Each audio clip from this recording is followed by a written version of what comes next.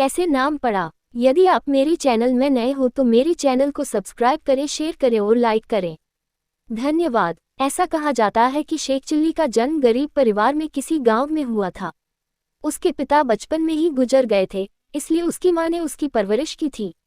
शेख की मां ने इस सोच से बेटे को पाला पोसा था कि वो बड़ा होकर कमाएगा और उनकी गरीबी भी दूर हो जाएगी।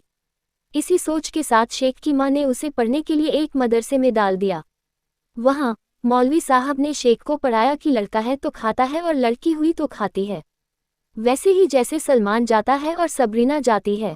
इस बात को शेख ने अपनी बुद्धि में बैठा लिया। फिर एक दिन गजब हुआ जब गांव के एक कुएं में मदरसे की एक लड़की गिर गई। वो मदद के लिए जोर जोर से चिल्ला रही थी। शेख ने जब उसे कुएं में गिरा हुआ देखा तो वो दौड़कर अपने मदरसे के साथियों के पास आया और बोला वो मदद के लिए चिल्ली रही है। शेख की इस बात को लड़के पहले तो नहीं समझे, लेकिन जब शेख उन्हें कुएं के पास ले गया तब सभी ने मिलकर लड़की को बाहर निकाला, लेकिन वो लगातार रो रही थी। उसको रोता हुआ देखकर शेख उसे समझाने लगा, देखो कैसे चिल्ली रही है, डरो नहीं, अब सब ठीक हो जाएगा।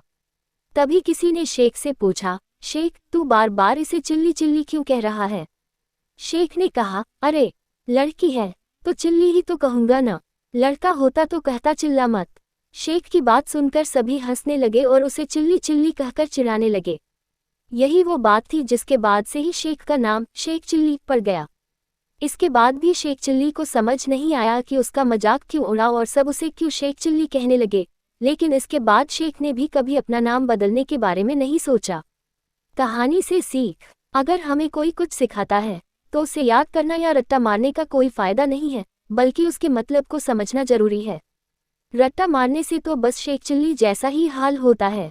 पूरी कहानी सुनने के लिए धन्यवाद।